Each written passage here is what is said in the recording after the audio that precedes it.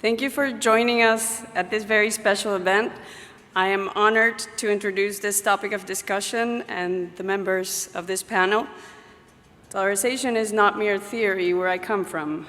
In Ecuador, it turned out to be the most effective vaccine against one of the worst evils of populism, inflation.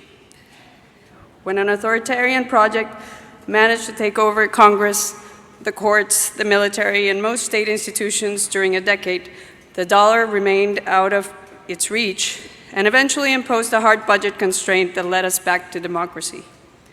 Raising taxes or increasing the public debt are the only two avenues through which the Ecuadorian state can finance itself since the year 2000, and these two are much more politically costly than monetization. More importantly, dollarization has been an island for the rule of law amid all the populist chaos. The dollar is the same for everyone, and it cannot be manipulated to exact massive transfers of wealth benefiting political clients. Though no panacea, it has given us the longest period of monetary stability in our modern history.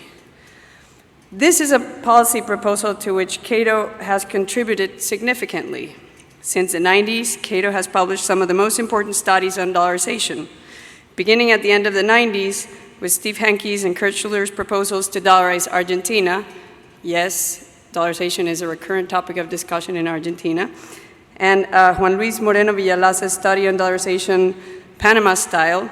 In the 2000s, Cato published Schuller's study on the theory and history of dollarization around the world. An account of how dollarization played out in Zimbabwe was also published at the Cato Journal. And more recently, my colleague Daniel Reisberg and I published a policy brief on why Argentina should dollarize. So I'm excited to introduce this topic, and I'm going to present our first member of the panel, Emilio Ocampo, who advised Javier Milei on dollarization during the 2023 presidential campaign. He is a professor of finance and economic history at Universidad del UCEMA, and a member of the academic committee of the finance program. He is also a member of the Academic Advisory Board of Fundación Libertad y Progreso. He has taught emerging markets finance at NYU's Stern School of Business and was a senior associate at the Center for Strategic and International Studies. I am very thankful with Emilio because he has realized the importance and the relevance of the Ecuadorian case study for the Argentinian experience. We are countries that are so different in many ways, but so much alike in terms of institutions and the weakness of the institutions. So here we have Emilio.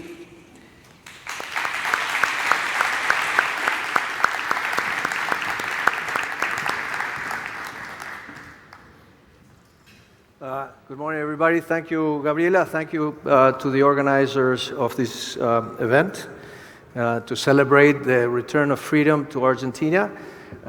Not surprisingly, I've been asked to talk about dollarization, and the topic I was given was to talk about dollarization and fiscal policy. I'm going to go back a few years. 25 years ago, Argentina was at the center of the dollarization debate. Some of you may remember in February '99 or January '99, President Menem decided that dollarization was the way to go. That project never materialized. In those days, the dollarization debate was framed as a trade-off between flexibility and credibility.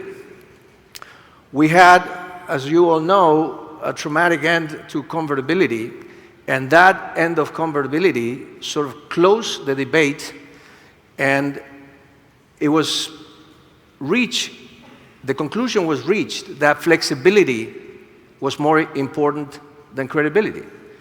Now, the reason why we're talking about dollarization again is because the last quarter of a century has proved that flexibility, when you have time inconsistency disease, when you have an endemic addiction to populism, leads to disastrous results.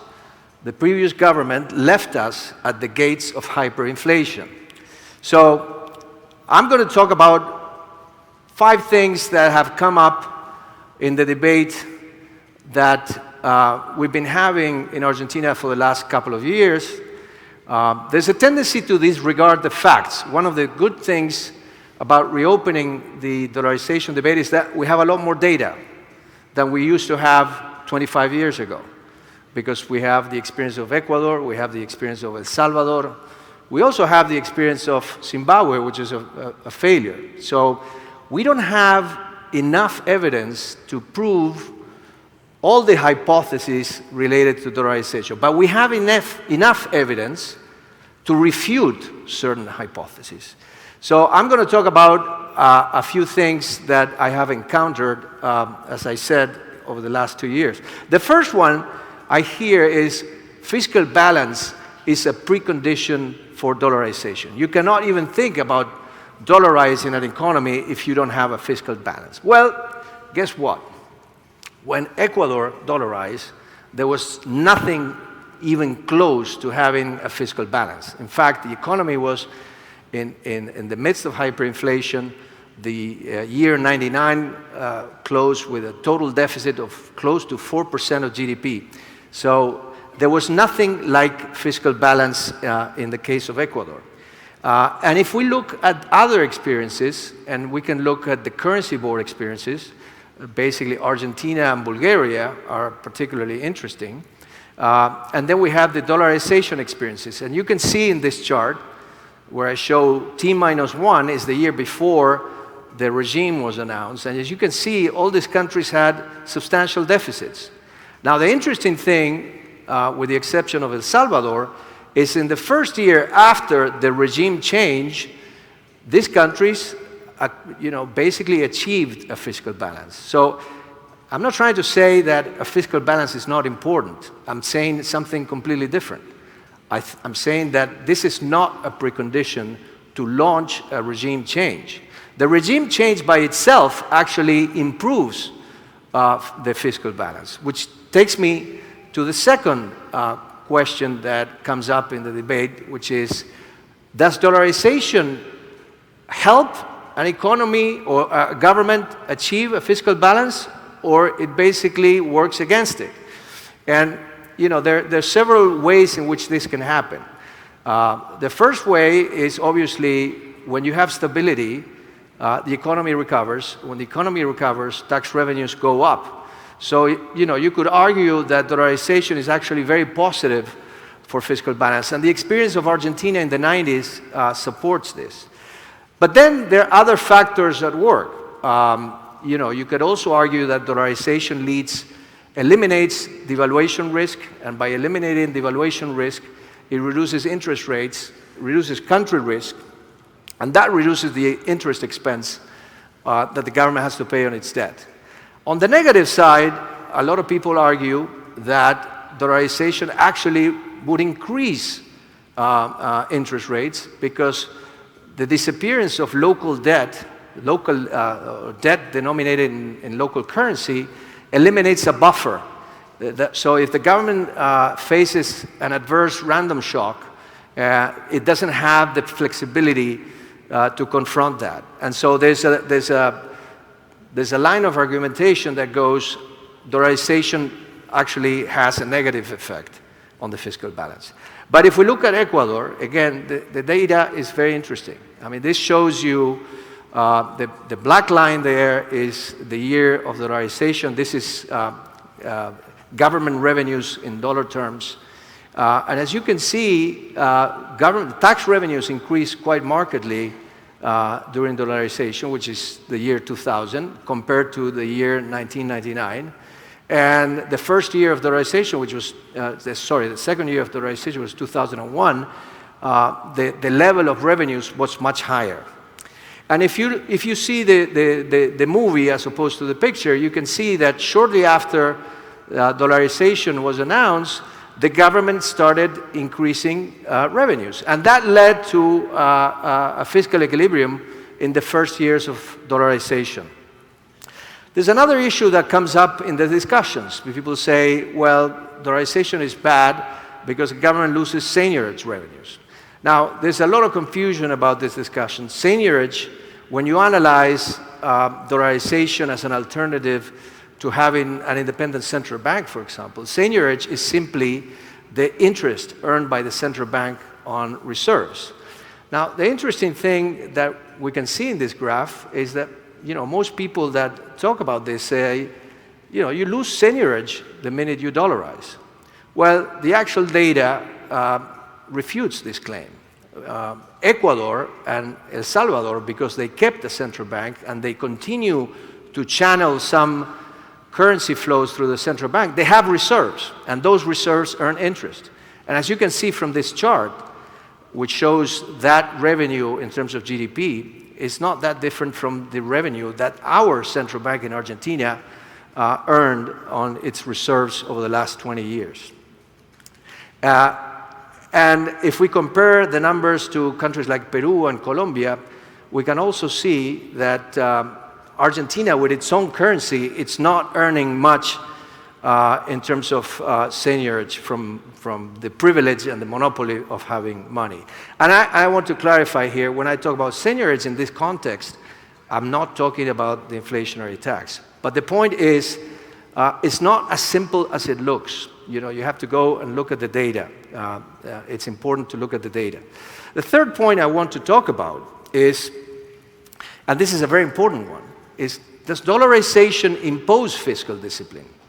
And this is very important because if you have governments addicted to excess spending, and people say, well, they're not going to change. If we have governments addicted to spending, that's not going to change after dollarization. And there are three schools of thought in this. The first school is, I would call the negative school of thought, which says, actually, dollarization increases fiscal profligacy. It basically leads the government to to spend more, and because the default risk goes up, that leads to higher interest expense and higher deficits. There's another school of thought that says dollarization is neutral, so it doesn't really resolve the fiscal problem. So if you don't resolve the fiscal problem, dollarization is not going to be viable. And finally, you have the optimistic view, let's call it, that was articulated by many economists, but most notably by Robert Mundell, the Nobel Prize winner. He said, look, if you actually constrain the government with dollarization, fiscal discipline is going to improve. If we look at the data, the evidence is mixed. We have about 15 or 16 countries around the world that have either given up entirely their currency or they have a currency board mechanism. And what I show here is the median primary balance over GDP. And as you can see, it's hard to make the argument that dollarized countries, which are the red line, basically have less discipline than non-dollarized countries. The pessimistic view, I guess, was articulated in a paper published about almost 25 years ago, and that asks two questions that I think are relevant here. And the first question is it not naive to believe that a chronically undisciplined government will alter its behavior merely because of a change in currency? And as we shall see, the answer to this question is no, it is not naive. In fact, the data supports this notion. And the second question is, would such a government not simply get rid of dollarization at the first strong desire to inflate? And again, the answer is not really. They can try to get rid of dollarization. So let's look at Argentina, for example. We look at the last 70 years. And we look at total deficit over GDP.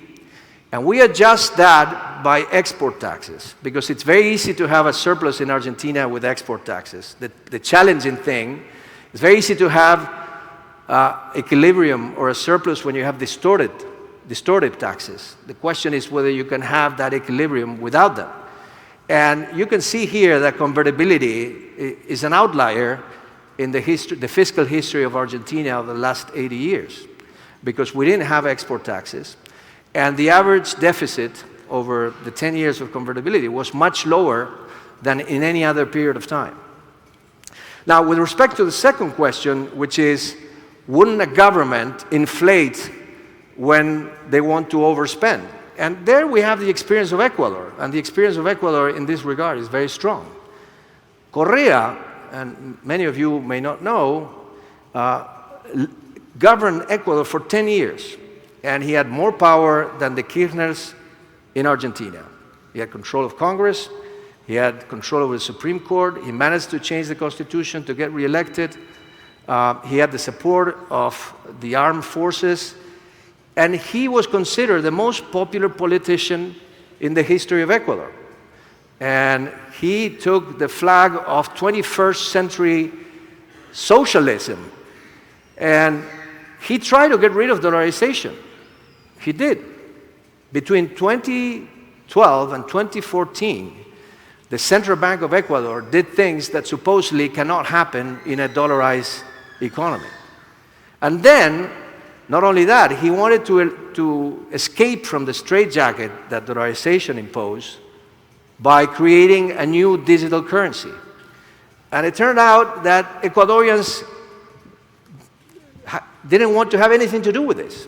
You know, people thought, you know, if they earned their salaries in dollars, they wanted to continue to earn their salaries in dollars. They didn't want some new currency. So the dollar ended up being more popular than Correa. And so, yes, obviously, in any regime, if you have an independent central bank, whatever regime you choose to have, there's going to be political pressure. Now, the question is, which system has a lower probability of being reversed? And the reason why dollarization has a lower probability of being reversed is very simple. When people earn money in dollars, it's very difficult politically to take those dollars out of their pockets. And that's the reason why dollarization survived in Ecuador. Now, that doesn't mean that Ecuador is in the midst of a nirvana. Correa actually did a lot of damage in Ecuador. But one thing he didn't do is to put the country at the verge of hyperinflation. In fact, one of the things that I want to highlight is that dollarization breaks the link between fiscal deficits and inflation. You can see here the cumulative deficits of Argentina compared to Panama, Ecuador, and El Salvador. And you can see the cumulative deficits since 2002 as a percentage of GDP are very similar in Argentina and in Ecuador. But look at the inflation rate, the last 12-month inflation rate in these countries than in Argentina. You know, we are at almost 290% last April, and these countries had less than 2% a year. So this is a very important consideration when we talk about dollarization, which means, by the way, it doesn't mean that everything is okay. It's not okay.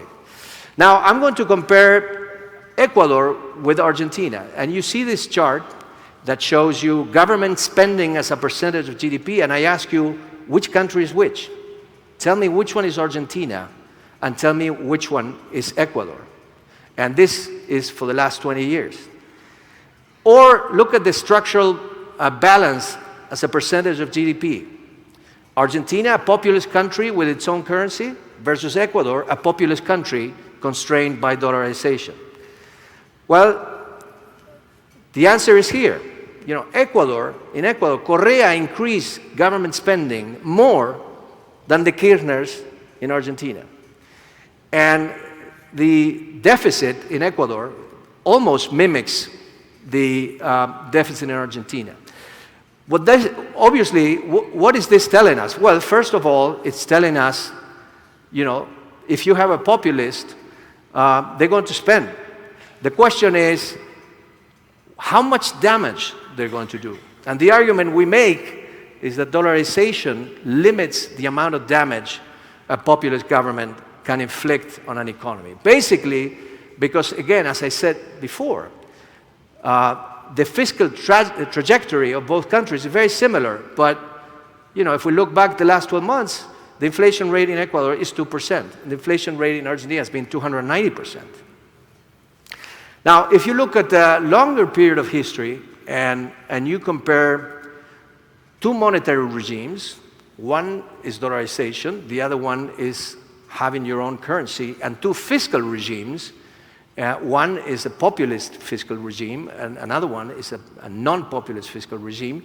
You can see, and this is just a comparison for Argentina and Ecuador, and you can see that obviously populism is always going to push you into fiscal imbalances. But that has nothing to do with dollarization. It has everything to do with populism.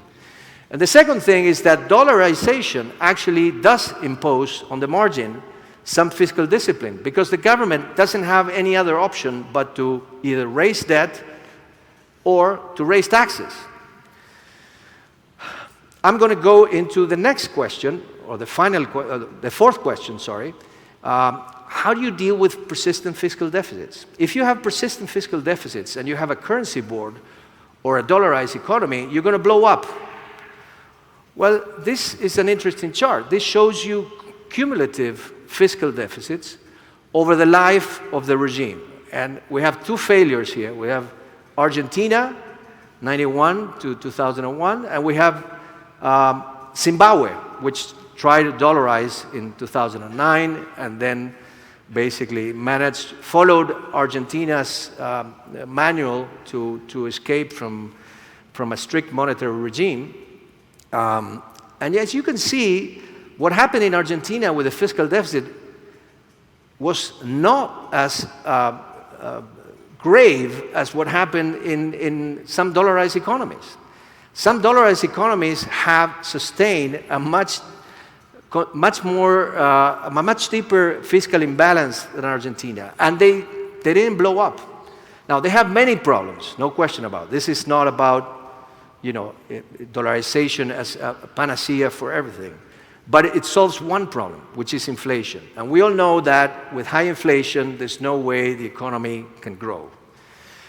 And finally, I'm going to talk about another topic, which is very important, which is what happens with country risk with dollarization. And here, we also have different schools of thought. One school of thought says the reason why you have a higher risk of default is because you lose the ability to cushion fiscal shocks with domestic debt. The second one is that by dollarizing, you have to increase your debt. And so by increasing your debt, you increase the risk of default. And finally, if you're in a country that is addicted to populism, addicted to excess spending, then dollarization in a way creates incentives. It allows you to raise more debt. Now, when you look at the data, you can see that being dollarized doesn't mean that you're going to have more debt. And here again, I compare dollarized countries or countries that have a currency board with countries that have a soft peg and countries, and this is all emerging markets. I'm not including the euro or advanced economies. And as you can see, there's no trend or visible trend for dollarized economies to have more debt. In fact, look at Ecuador after dollarization. Debt to GDP declined very rapidly after dollarization, very sharply, and very abruptly. In 3 years, from 70% of GDP to 35% of GDP.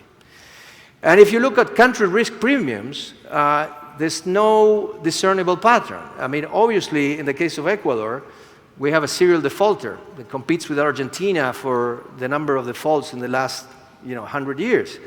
Ecuador defaulted 3 times in the last 25 years. 1 in 99 before dollarization and 2 during dollarization. But the default in 2008 had nothing to do with dollarization and everything to do with Correa. So it would be wrong to draw any conclusions from that. And another important thing, and I want to highlight this, and with this I'm going to close my presentation, is that in Ecuador, when the country defaulted, when the government announced defaults, the banking system continued to operate with domestic rates that barely moved. What you see in these two charts is what happened in 2008 and what happened in 2020. The gray bars are credit to the private sector, so you can see that credit to the private sector continued to grow even after the government had declared default, and that the interest rate, on average, that the private sector paid did not increase. If you look at El Salvador, you see the same thing. El Salvador didn't default, but it was under a lot of fiscal stress. And you can see here that credit to the private sector in El Salvador, which compared to Argentina is probably an economy that's 15% of Argentina. Well, credit to the private sector from the banking system in El Salvador today is more than credit to the private sector in Argentina today, you know. So, but you can see here how the red line that shows you the country risk premium, how it goes up. And the blue line, which is the interest rate, the interest rate in the banking system, doesn't move, and credit continues to increase. So this decoupling is a very important thing because it isolates the private sector from the fiscal crisis, and this is a very important subject. There are obviously many other reasons why the risk of default can go up and down, and so to try to make a case that dollarization by itself is the defining factor, I think it's the wrong approach. With that, I finish my presentation. Thank you for your attention.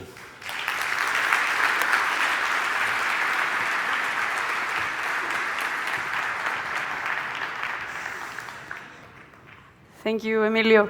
Now I'm going to present Lawrence White. He is a senior fellow at the Cato Institute, and he's a member of the Center for Monetary and Financial Alternatives at the Cato Institute. He has been a professor of economics at George Mason University since 2009. He is an expert on banking and monetary policy, and he's also an economic historian. He's the author of The Clash of Economic Ideas, The Theory of Monetary Institutions, Free Banking in Britain, and Competition and Currency. He's a foremost authority in the theory and practice of the competition of currencies. He received the 2008 Distinguished Scholar Award from the Association for Private Enterprise Education. He has been a visiting research fellow at the American Institute for Economic Research, a visiting lecturer at the Swiss National Bank, and a visiting scholar at the Federal Reserve Bank of Atlanta. He is a co-editor of the online journal Econ Watch.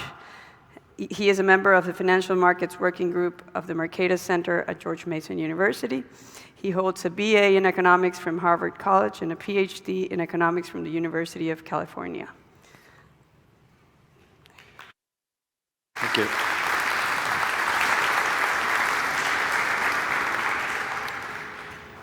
Thank you, Gabriela. Do I have some slides? So I also want to talk about dollarization. I'm going to talk about dollarization from the point of view of the users of money. And the question is going to be, why not let users of money use the kind of money they want to use? Do I have some slides? Anyway,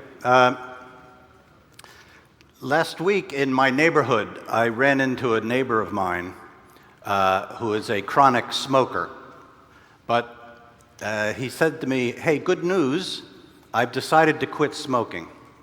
I said, "That's great, but I can't help but notice that you have a pack of cigarettes in your pocket." And he said, "Don't worry about that. I promised not to use them." That puzzled me a bit.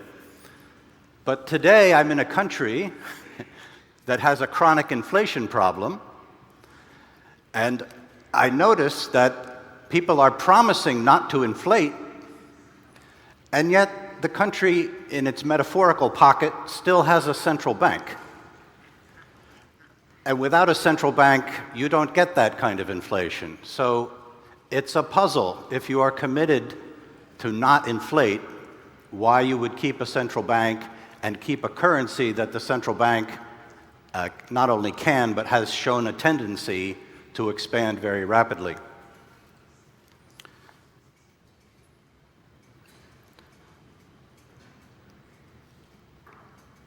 One of the most famous Argentine economists is Guillermo Calvo. I would have said most famous in the world until Javier Milei was elected president. But Calvo made this point very clearly when he said, if I have a central bank that I can use at pleasure, it is a problem. That is what has brought the country to the highest inflation rates in history. So that's the story of Argentina, a central bank that's able to print money to finance government spending, being repeatedly asked to print money and doing so.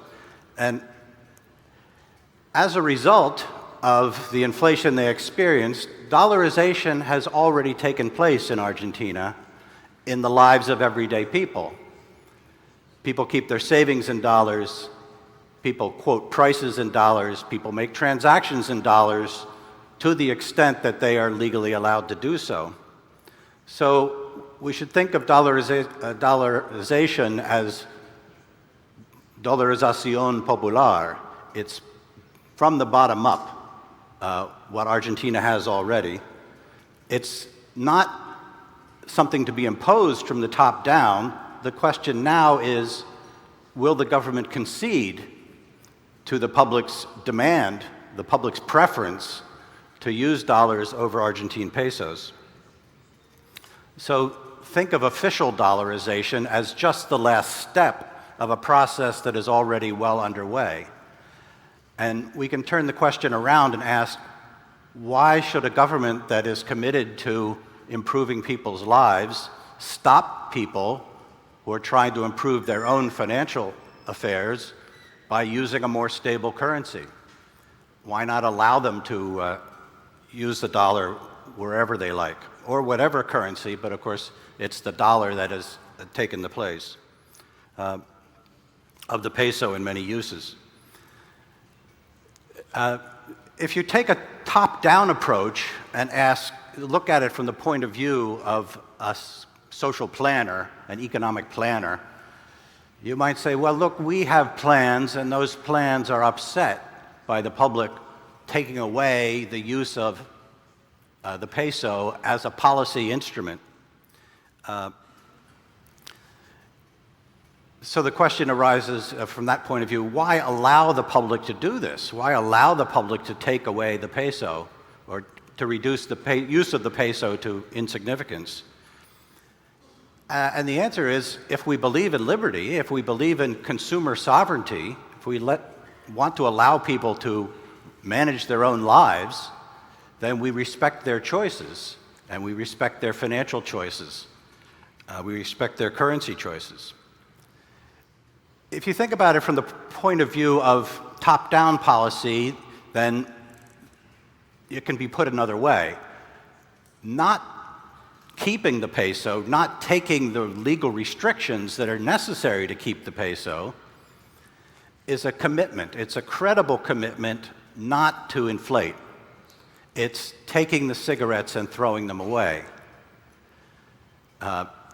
As long as the central bank is ready and able to print pesos, the slightest moment of lack of commitment or wavering of commitment not to print pesos, it's very easy to go back to the old ways. If you think about the peso only being preserved by, here we go. Let's catch up to where we were. If you think about the peso only being preserved by legal restrictions, by the cepo, by all kinds of restrictions on who can use dollars in what kinds of transactions, both in retail markets and in financial markets, then to preserve the peso means preserving those restrictions, and those restrictions are bad for the economy. They're bad for economic growth in Argentina, because they keep the banking market and the financial markets very shallow. If the transactions have to be done in pesos, they will disappear. They will go offshore, they will go underground, or they simply won't happen. But the banking system in Argentina is very shallow because it's in pesos, and people would rather not keep their savings in pesos. So as we heard earlier, deposits are a very small share of gross national product, gross domestic product, and bank lending is a very small share compared to other countries.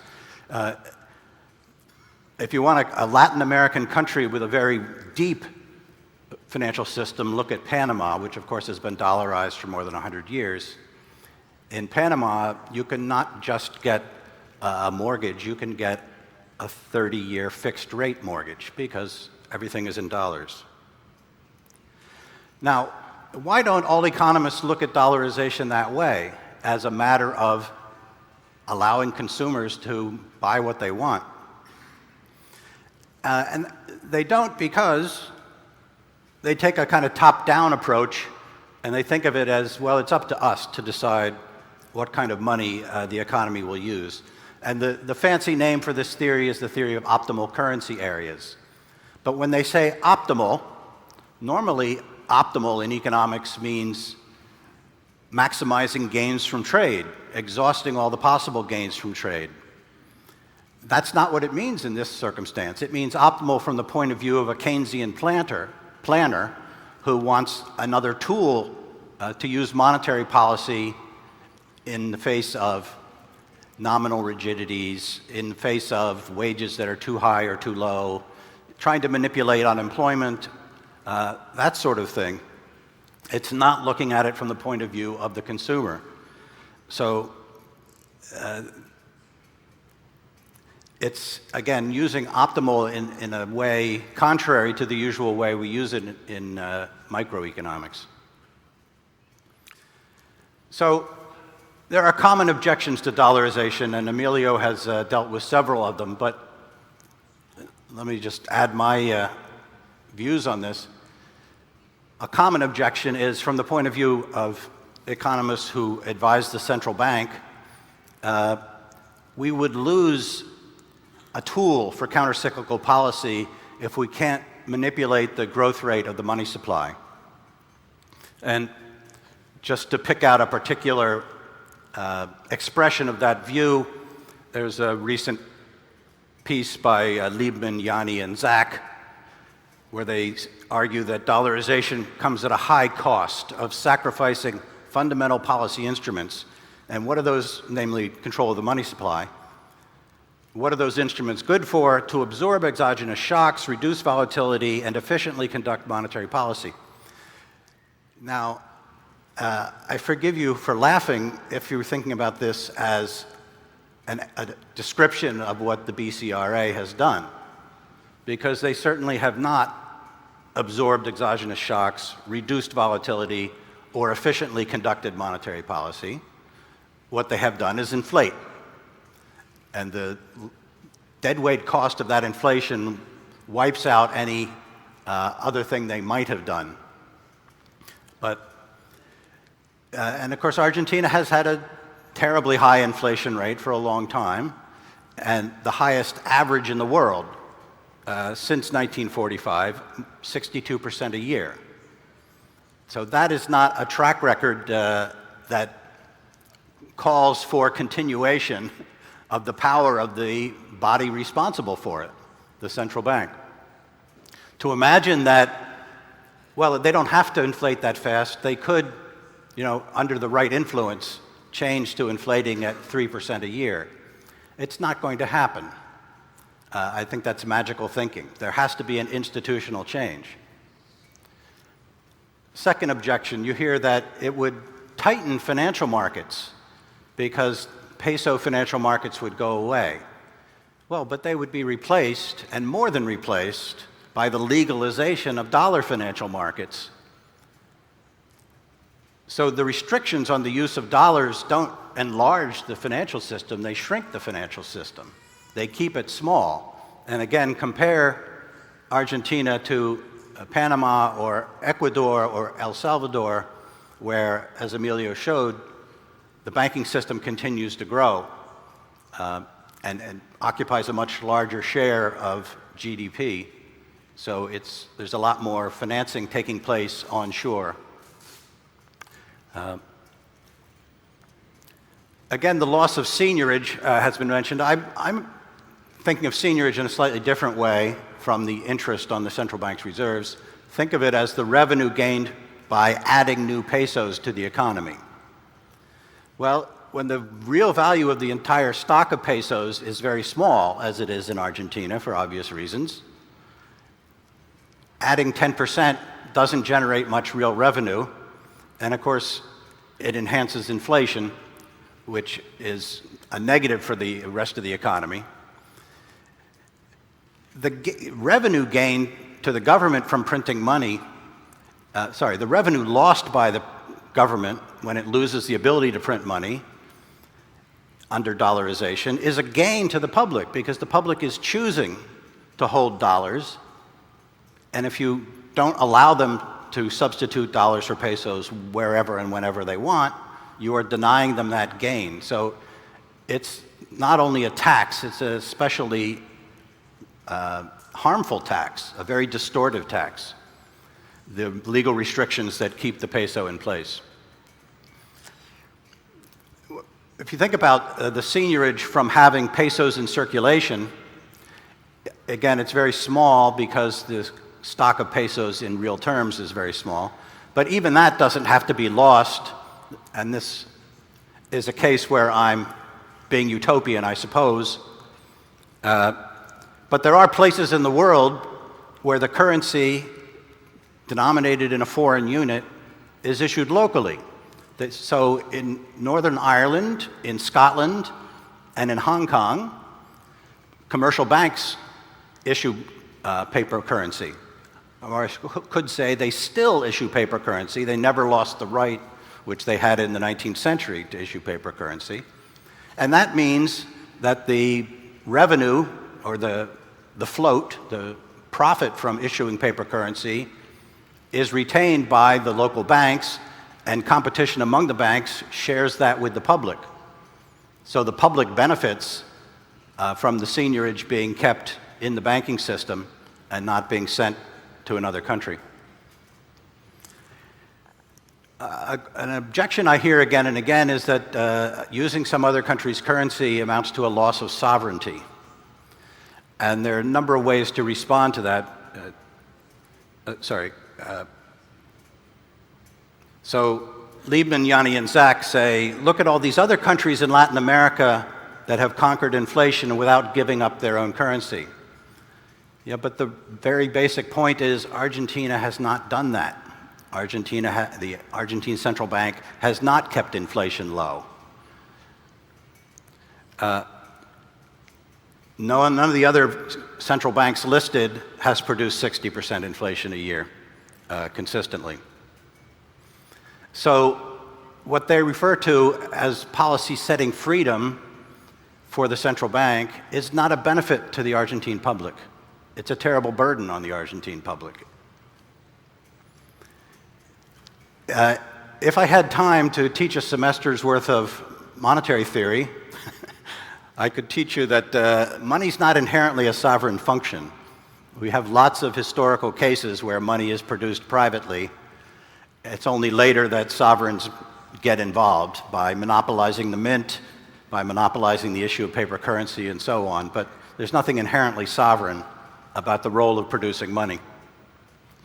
If Argentina decides to officially dollarize, having already popularly dollarized, that will be a sovereign decision. So it's a decision that the sovereign authorities will make. So it's not taking away their sovereignty to make that decision. Now, I understand that there's been a lot of discussion in Argentina about the Peruvian model, which is understood as currency competition between the dollar and the sol. Of course, there is a difference that the Peruvian central bank has managed to produce low single-digit inflation. And under those circumstances, the local currency can survive in a competition even without legal restrictions on the use of dollars. But in Argentina, there are strong legal restrictions on the use of dollars. If we take those away, then the dollar will dominate to the extent that people want it. The peso will last only if people want it. So then the central bank will have a choice: bring inflation down to single digits or lose its customer base, lose its clientele. And if they can't bring inflation down, they deserve to lose their customers. Now, in addition to restrictions on private market transactions, having a level playing field for competition between the dollar and the Argentine peso would require that people be able to pay their taxes in dollars if they choose, and public sector employees receive their checks in dollars if they so choose. And I wouldn't say that about every currency in the world, that they could choose, to receive Swiss francs there isn't any popular Swiss frankification of the economy. But a currency that is more popular than the Argentine peso by many measures seems like for a level playing field, people should be able to pay their taxes in that currency so that everything's on an equal footing, and then we'll see if the peso can survive. I expect the dollar to dominate, and so there'll be a spontaneous convergence to a dollar standard under those circumstances. And if that's the market verdict, that's the market verdict. That's what best satisfies the users of money. But we can't do it now, is the continual refrain. We can't dollarize now. And for more details and the answer to that objection, I recommend Emilio and Nicholas Kaczynowski's book, Dollarization, a Solution for Argentina.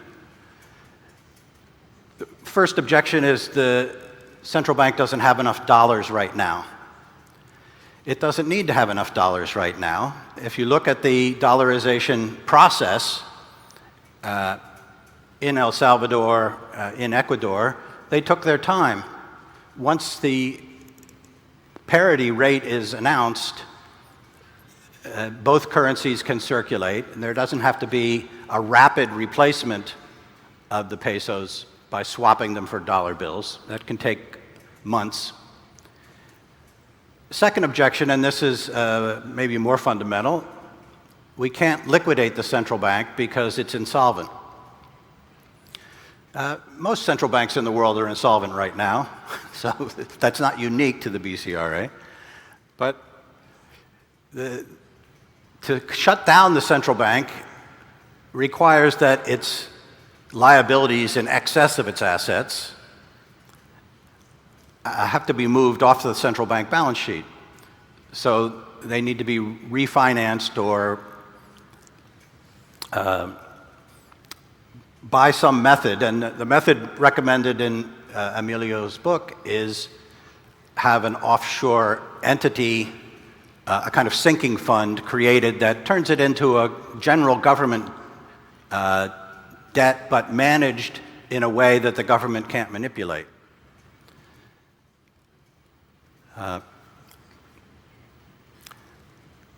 But let me return to my main theme, which is if you want to stop smoking, don't keep cigarettes in your pocket, throw them away. If you want to stop inflating, don't keep a central bank in your pocket ready to print pesos, shut it down. Thanks very much.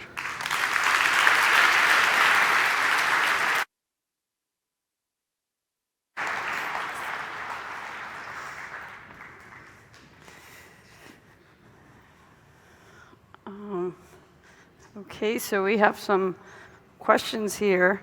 I'm going to choose one, and either of you could decide who wants to answer first.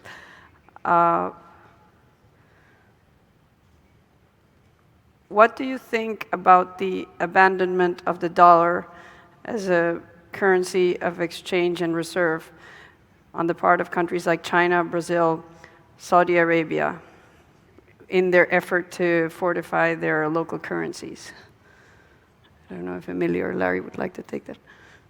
Well, so the government of China has stopped accumulating so many U.S. Treasury bonds, and that's for many years they were accumulating them as a way of fixing their exchange rate above its market value.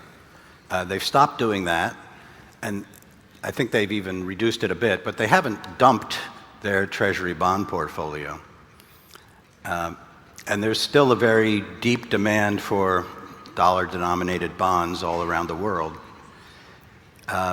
What the U.S. has done, which has encouraged countries, the BRICS countries and others, to try to find a way to make international trade transactions and payments without using the dollar, is to use the tool of sanctions against countries that are considered rogue states from a foreign policy point of view. So sanctions against Russia and even some private individuals in Russia, sanctions against Iran, and even private individuals in Iran.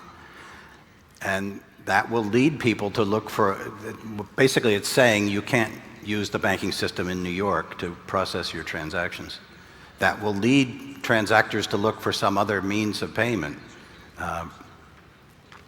But Treasury bills are still very popular, including with central banks. Yeah, I would simply add that the reality today is that most countries, when they trade among themselves, they invoice their trade in dollars. So I think it's almost nice. There's a study by Gita Gopinath, who's now at the IMF, that shows that the dollar is the preferred currency. And in fact, today the dollar is stronger than it has been for the last 40 years. So, and I would emphasize another point that Larry made. It's not about forcing people to use the dollar. It's about giving people the freedom to choose the currency they want. Now, we know that in Argentina, people have already chosen which currency they prefer. Argentines have a lot more dollars than they have pesos. And the peso has an advantage. We have the cepo, dollar is not legal tender, and still people prefer dollars for obvious reasons. So this is not about forcing people to use a currency. It's clear today that if you put the peso in competition with the dollar will win, because it wins even with unfair competition. So I'm not concerned about China or any other country, particularly China, because in the case of Brazil, they continue to use the dollar. But China stops buying U.S. treasuries and tries to use the renminbi as an international currency. Well, the reality of the matter is, as long as the renminbi is not convertible, there's not going to be a strong demand for it. So, again, let's think about dollarization as monetary freedom, not as an imposition. Okay, we have another question here. It says, wouldn't dollarization just switch the dependence on one central bank for another, albeit one with more credibility, but still one that could eventually inflate? Wouldn't it be better to allow free currency competition? Yeah, I'm all in favor of free currency competition. As you mentioned, I published a book entitled Currency and Competition.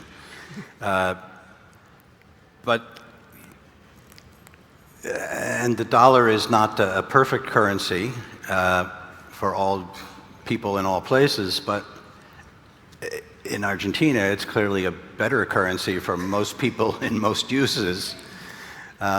So yes, by all means, leave the competition open and let people use the currency they want to use.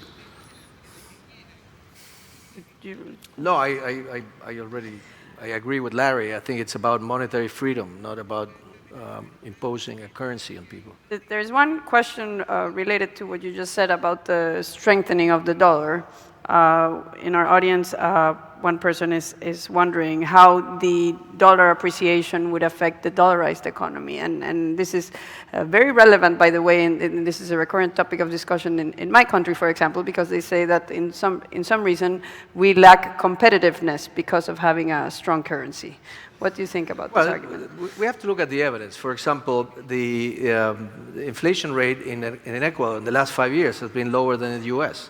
In fact, the real exchange rate has depreciated in Ecuador. It actually appreciated in Argentina during the last months of the previous administration. So let's look at the facts. Right now, the dollar is at the strongest level it has been in 40 years. And if we look back at history, there's something that works in markets, which is reversion to the mean. I mean, how likely, with the current deficits the US has, how likely is that the US will continue to appreciate? I think it's not very likely. When the convertibility law was approved in '91, the dollar was at the lowest level since 1973. And during the 90s, the dollar strengthened by almost 30%. So we had a problem because commodity prices went down and the dollar strengthened, and that put Argentina in a difficult situation. But now we have the complete opposite. We would start from a very high level, and most likely what's going to happen is that the dollar will depreciate. So I don't think this is a concern at all. Okay, there's another question about El Salvador. It says that El Salvador seems to be an outlier in several charts, but this could be in part because of the role of remittances, and the important role that remittances play in the country's GDP. Is this the reason why the system is already partly dollarized from the start? And is this why dollarization works in a country such as El Salvador? Not necessarily. Remittances are not that important or as important. In the case of El Salvador, I think it's more than 20% of GDP. It's a very high number. It clearly helps to have people from abroad send dollars, but I don't think this is a defining issue, really. It's good to have those remittances, but that doesn't explain what happened in El Salvador at all. El Salvador had a voluntary dollarization process, so people were free to continue to use the colon, which still exists technically as a currency, but the entire banking system works with dollars. So if you want colones, in theory, you could get them, but nobody wants colones. So, and that has nothing to do with remittances. Now, interestingly, in El Salvador, Bukele tried to impose a new currency on the people. He tried to impose Bitcoin, and that didn't work either. People didn't want Bitcoin. But that goes back to the earlier point that I made. This is not about the government decided what currency you use. Our point, and I think Larry would agree with me, is that we don't want a technocrat telling us which currency we need to use. We can choose which currency we want to use. And so it's about monetary freedom. Okay, then we're getting close to our end time, but there's another question which wonders, if the US government has been running fiscal deficits for decades and there's no political will to solve the problem, aren't you concerned that using the US dollar will not offer the stability that Argentina seeks? Well, Argentinians have chosen the dollar. This is not, we decided that Argentinians should use the dollar. That decision has already been made. It's not like we are proposing a new thing. So it's a fact that we prefer the dollar. And there's no question that today the best currency in the world is the dollar, because there's one thing about currencies that Larry mentioned, which is the network effect. And the best currency to use today is the dollar. If the dollar ceases to be a good currency, then people should be able to use another currency. Freedom of currency competition has a lot to do with freedom of capital movements.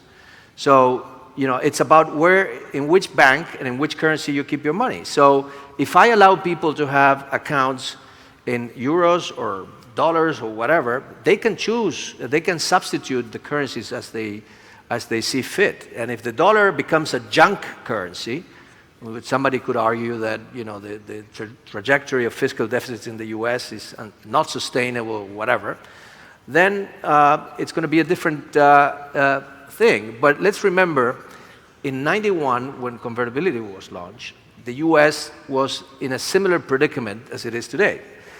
People thought that deficits would continue for a long time and that the dollar would not strengthen. And then we had the Clinton years, and the US went from having deficits to suddenly having surpluses for the first time in many years, and the dollar strengthened. So, we need to give flexibility to the people to use whichever currency they want. I just want to add to that if you look at the strength of the dollar, it means that foreign exchange speculators aren't expecting a depreciation of the dollar anytime soon, despite the unsettled fiscal situation in the US. There's enough credibility that the central bank will not monetize the deficits, that expected inflation in the dollar is certainly lower than in the peso. Well, thank you very much. I would just like to, we're talking about currency competition. Just to conclude, there's a very nice article in the 1904 Constitution of Panama, which says that no citizen can be forced or will be forced to accept a bill that does not inspire him or her confidence. And I would think that's a lovely way to put it. Thank you very much. Thank you.